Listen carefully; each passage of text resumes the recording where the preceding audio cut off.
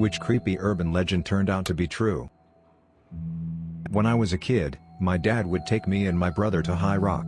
It's a neat overlook and we could play on the rocks. It was fun, but also a little sobering, as much as things can be for kids, because a girl had died in a hang gliding accident, if I remember right. As you drive up to the parking lot for the overlook, the road continues on into the woods. We asked our dad where it went, and he told us that you'd be driving down the road, and suddenly armed guards would pop out of the woods to stop you, because there was a secret government base there. That's the case, except it isn't really secret.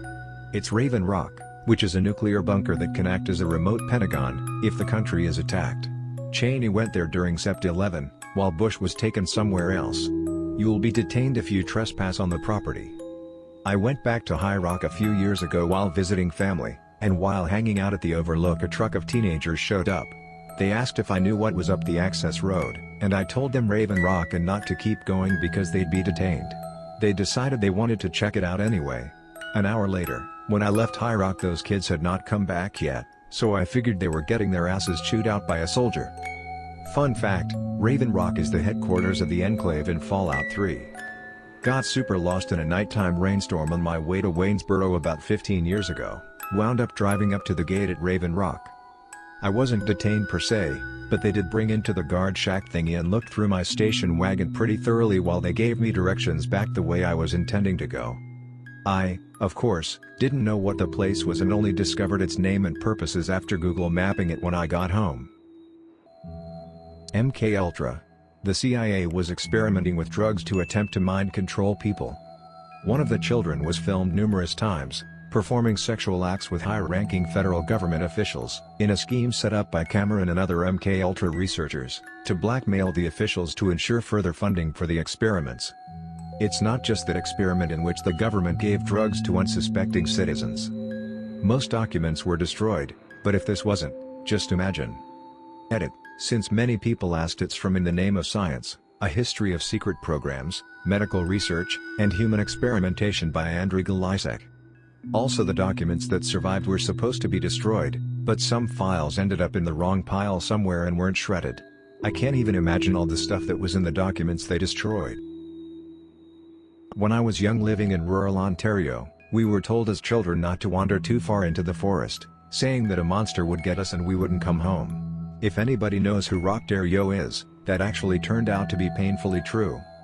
The TheAnthillKids cult is absolute insanity. Here you can read about the crimes of Rockdario. I'll give you a little taste.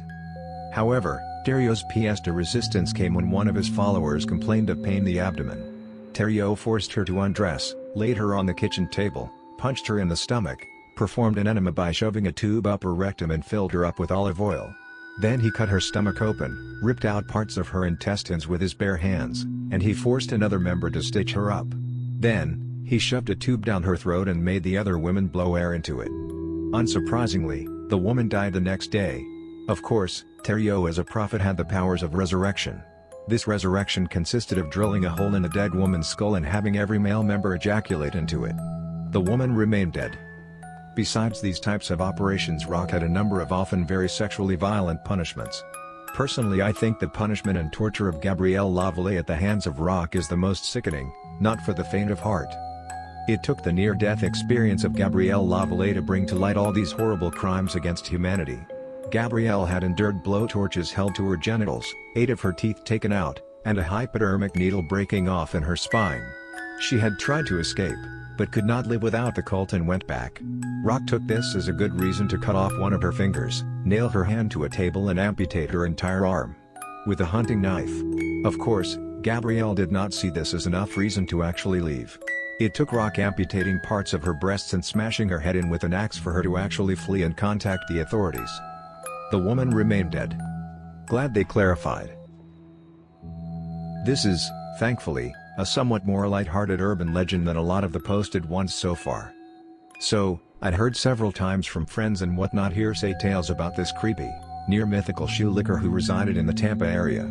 Apparently, this dude would walk up to people in public spaces, and would ask them about their shoes, and ask to see the bottoms of them, and would then drop, and do his best to lick the bottoms of the shoes, before the person could step back down. Naturally, I thought that was just way too weird, and there was no way this wasn't just people making up some bullcrap story. Then I ran into the guy, at a taco truck. Skinny dude, longish hair, probably homeless from how he was dressed. Could have been 18, could have been 30.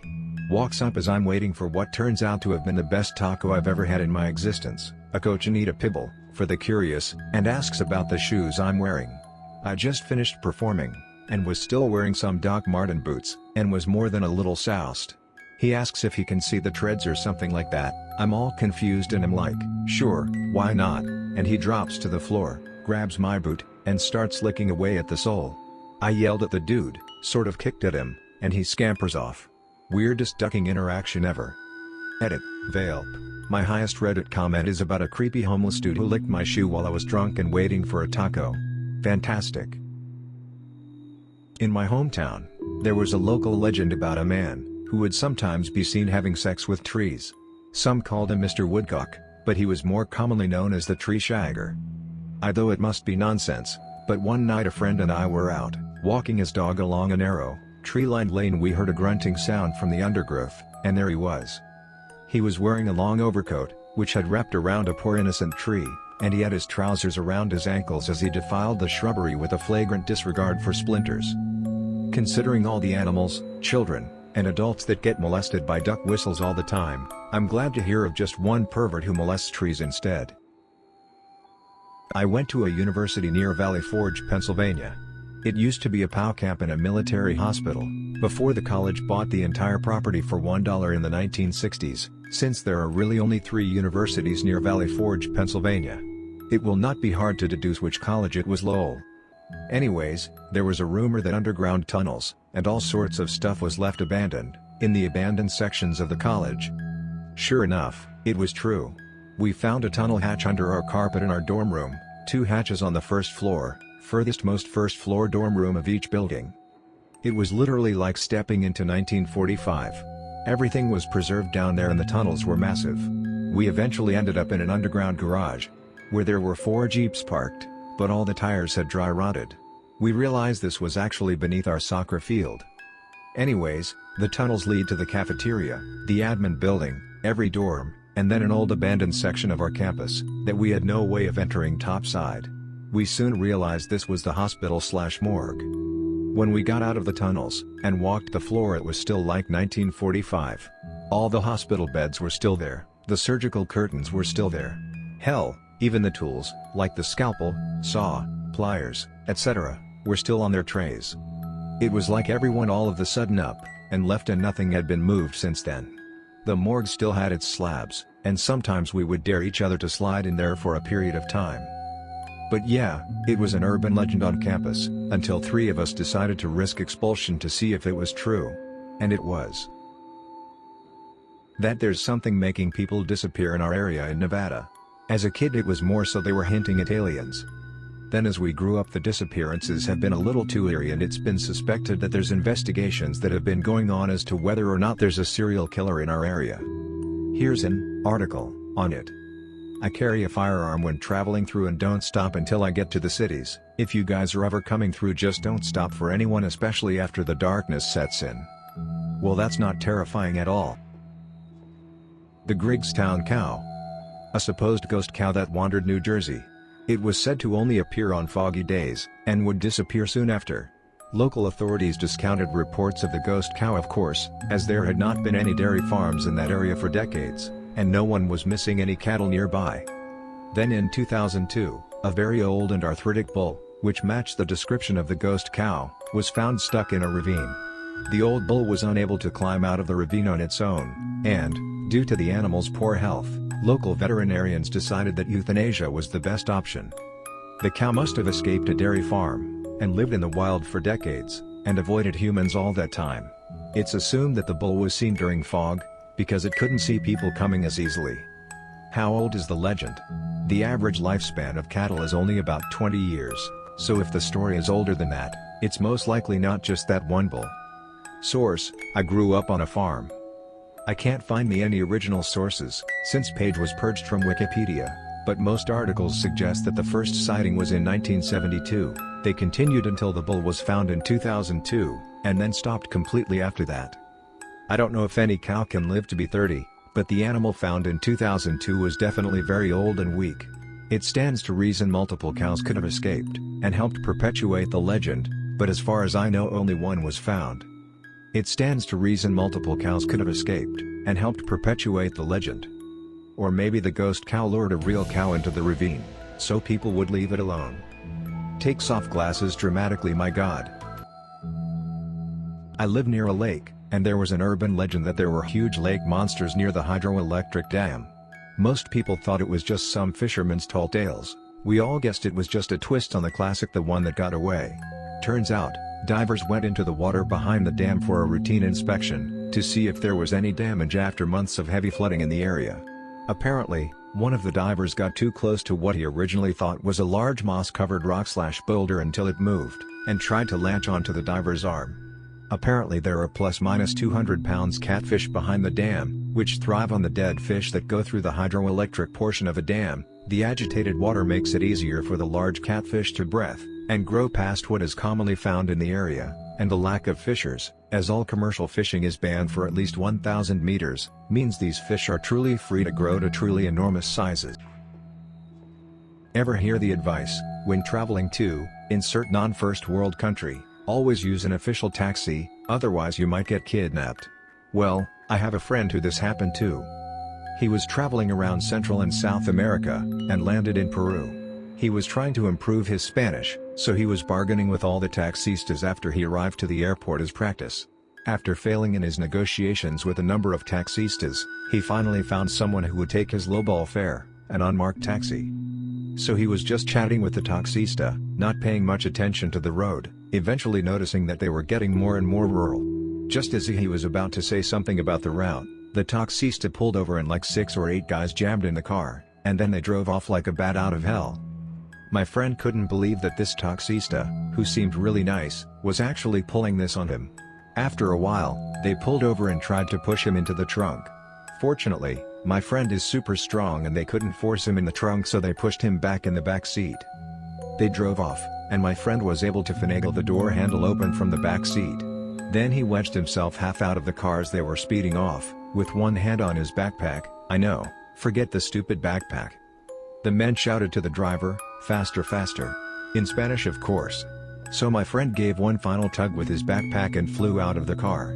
Dazed, he looked up and saw an elderly Peruvian woman throwing rocks at the car. It had stopped after he jumped out. And then the car sped off. The next thing he remembered, he was naked in a bathtub in one of these small homes in rural Peru. The woman and her family had, somehow, carried his unconscious body to their home, and cared for him until he regained consciousness.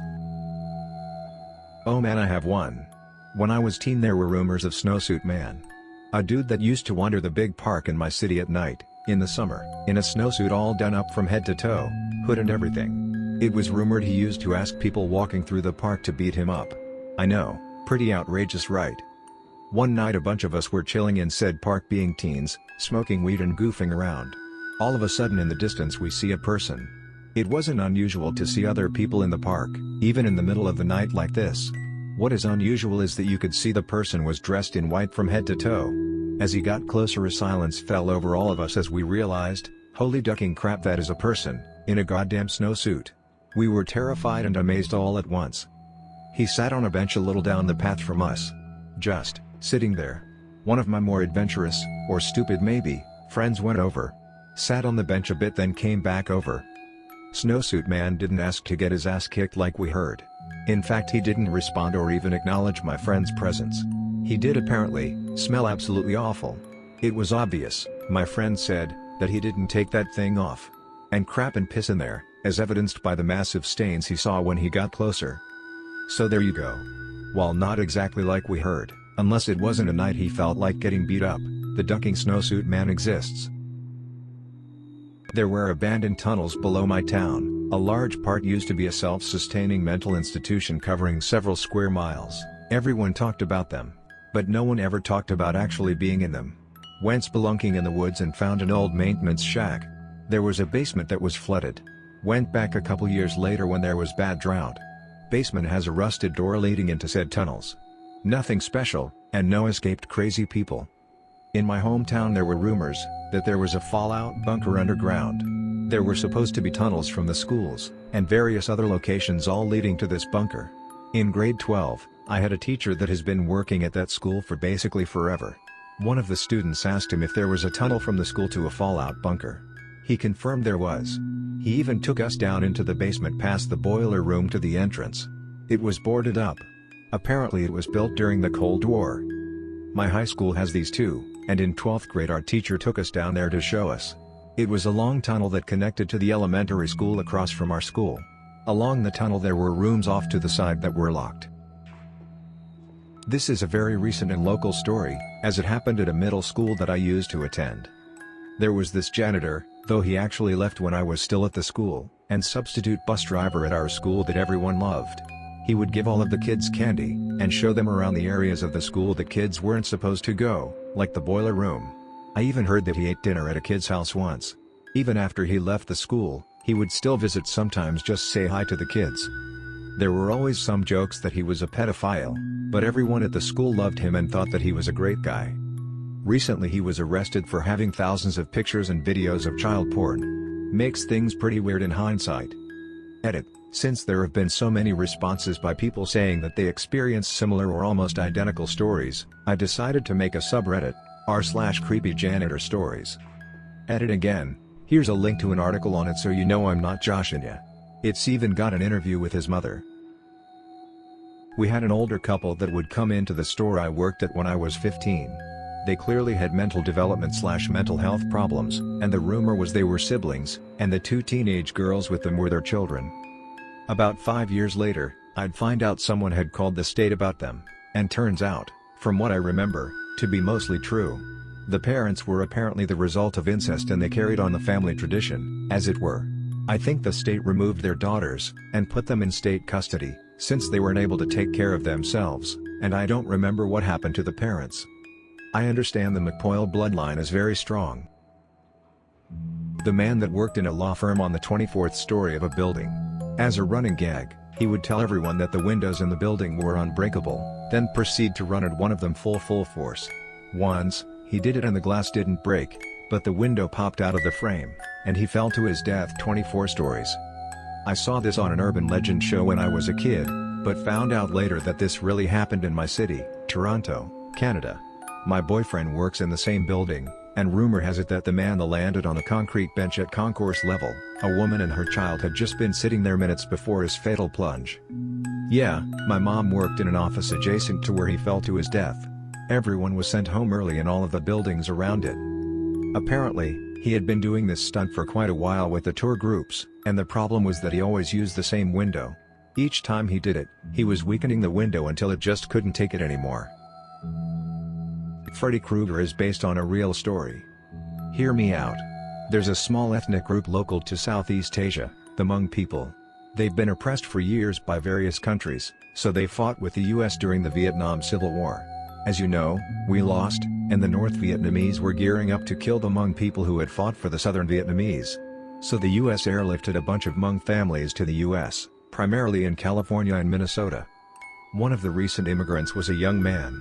He was perfectly healthy but suddenly died in his sleep. No one knew how he died. It's guessed it was a heart attack, but an autopsy wasn't done. This set a panic throughout the community. There is a Hmong legend of a spirit that enters your dreams and kills you. Hmong people were terrified. They were also in a new community without access to some old traditions to protect them. Young men started staying awake, trying to avoid the monster. They downed caffeine. They were actually scared enough that it caused stress to their hearts and they died. Eventually, 117 men died from Hmong sleeping sickness. The article is here. This is interesting since I'm Hmong and have never heard this before. I'm not surprised though. I'm always late to these things. In Kenya, Mombasa, there was a story about a woman with long black hair and a white dress, who would be seen around the beach at night, and it was to stop people from being at the beach swimming in the ocean. Turned out to be true, as older lady would sleepwalk on the beach in her 90s, even she didn't know, until locals found the courage to follow her home. My daughter is a sleepwalker and scares the crap out of me every time. One night she wore a glow-in-the-dark bracelet when she went to bed. Around 4 a.m., I wake up to turn over, but right next to me I see a blue glow. That little psycho was standing right next to my bed still asleep. I gently grabbed her arm and said, "You okay?" And she said, "I came here because there was enough. I'm going back to my bed." When I bring it up in the mornings she never remembers. Throwaway since I tell this story in real life. There was an urban legend at my high school, that one of the janitors quit because he saw a set of bloody footprints down the hallway. My bad, that was me. One day, I was staying late to complete a class project, and dropped a heavy glass pane on my toe. It left a huge gash that I couldn't get to stop bleeding. Now, my school was the kind of place where having a shoe full of blood would get you a week's detention, instead of a hospital visit. So I make sure to check around, before I limped on home to bandage myself up. Our high school was a rectangle with a sunken library in the middle, so we had hallways that framed it. I was at one corner and at the other end was the janitor finishing up mopping the hallway. As soon as he turned the corner, I took off my shoes and socks, since they were so full of blood I couldn't properly walk, and walked down the hallway and out the door. This left a perfect trail of bloody footprints all the way until the hallway dried out, which happened to be exactly where the exit door was. As the rest of the story goes, he turned around when he heard the door close, and found a trail of bloody footprints down the hallway with no one there to take responsibility. Dude quit on the spot. Sorry to freak you out, janitor, ghosts aren't real, or at least don't do that. Black Volga. In the 60s and 70s, there existed an urban legend in Poland, that vampires in black limousines were kidnapping people, preferably little children. It was a tale parents told their kids who would then tell their friends, etc. Turns out it was a rumor that was spread by the Polish secret police, who actually used black cars to kidnap people. The aim was that no one would believe someone who would report they had witnessed a kidnapping. I remember being wary around all black cars, since I'd never seen a Volga. Also, I heard the version of the tale where they would kidnap people to steal their organs, and then dump their bodies by the road. Which is messed up.